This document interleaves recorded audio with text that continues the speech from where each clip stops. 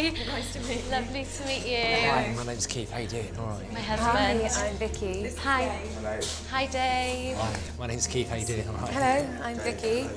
Nice to meet you. Like the shade. Thank you. Oh, welcome to the disabled drinks. I've made a load of good friends with MS, but not because they've got MS. Yeah. Just because we've happened to have met because of the link. Yeah, there's still people with MS that I don't like. Like, do you know what I mean? Like, you don't have to automatically like everyone. Well, I suppose. It's not like, hey, we've all got it, so we must all get on. You can No, still, that's definitely true. But Yeah. I suppose MS doesn't discriminate. So more recently I've got involved in websites, I've been to a couple of workshops, and it's really different talking to people who they don't understand, they know, and you feel less isolated. There's not really very many opportunities for people to meet in Scotland, because once I got called by my MS nurse to go to a meeting with other people with MS, and it was meant to be for young people, and I was the youngest person there by 10 years. Wow. And they had all these big problems. I felt like they didn't relate to me, and I found it really terrible. When you talk to other people who've been through things like what you're going through, or even worse, it helps you to put things into perspective and realise that we all have this differently. I'm not necessarily going to get a lot worse. This person has dealt with this thing, so meeting someone who uses a wheelchair sometimes, and then you don't feel so scared about the wheelchair. Building that support network around you, I think it's really important. And particularly when things are less good, you to have a group around you who you can call upon it can be hugely helpful. Yeah. I do speak to some people with the condition, and they've had it for years, and yet they're doing so well with their lives, and it makes you think, they're like that, and they're cool about it. I thought, Yeah.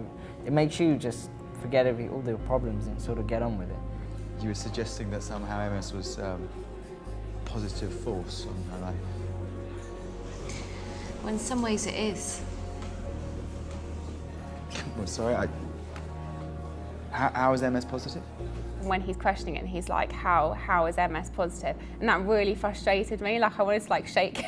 For me, having MS has had a very positive outcome, because straight away it makes you put things into perspective. And I think it helped my personality as well, because I was a very quiet person, and it helped me come out of my shell. I decided to start a blog, and I was like, right, let's list all the things that I can do now that I wouldn't have been able to do if I didn't have MS, because there's like a sense of urgency almost to start doing things. So I made a list of 5 things that I can do now that I wouldn't have been able to do if I didn't have MS. Having it has made me be less judgmental in a way. Like, I'm not saying I was a really bad person before, but it certainly taught me to kind of not judge people at face value, because I know how important that is for me now as well, not to be. Sure. Yeah. I used to always have plans, like from when I was a kid, I was like, I'm going to be a journalist, I'm going to live in New York, I'm going to live above a Chinese restaurant, I'm going to have a ginger cat. But then when I got MS, I was like, no, I'm going to do things now, I'm going to just do as much as I can now, I'm not going to think about the So future. you became more practical. Yeah, so I just started doing things that I liked doing. It's made me so much stronger and puts everything into perspective, and made me want to do so much more. And I don't feel like I have anything to prove to anyone, but I just feel like I want to be like, well, just because I have MS doesn't mean I can't do this, doesn't mean I can't do that. Yeah. I want to go and show the world everything that I can do. It's taught me perspective. I don't think there's any way I'd have had that perspective without being diagnosed. I think any person with MS would know kind of what I mean by that. But also, I think it's taught me that kind of whatever the situation, you've got to make the most of things. You've got to make it count. And that's been important to me, just to be like, there's no point sitting around complaining. Just go out there and do whatever it is you've got to do. I like my life, I like my friends, I like going out, I like being busy, I like keeping myself active and amused, and I'm not going to be able to do that if I'm stuck in a wheelchair, am I? Watching Belong was as part of that was particularly powerful to me. And I suppose it was powerful because I had a very similar thought process to Dave. I think my initial fears were of ending up in a wheelchair. I think it's the kind of the lazy symbol of disability. But I suppose as I've learned to come to terms with how to deal with MS, that your situation changes and you have to adjust.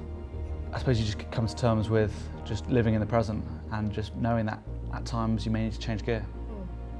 My biggest fear, the first thing I sort of did when I said I was, having my anxiety attack when I was told, all these things started going through my head. I was like, am I going to be able to travel? Does it mean I can't go abroad? Does it mean I can't have children? Am I going to be able to work? And the doctors were like, no, everything's like, you know, it doesn't change anything. You can go and do whatever you want. I pretty soon, like afterwards, when you read into it and you actually realise that you have no limitations. Like when there are no limits with MS, I mean, you can do whatever you wanted to push yourself, and I pretty quickly got over all those fears. I think for me now the scarier bit is the cognitive stuff. Now the wheelchair is almost like, okay, fine, I've dealt with that one. It's more about this that's the frightening bit. The fears are huge when we just think about them. When we get to them, like, I can do this, and you move on.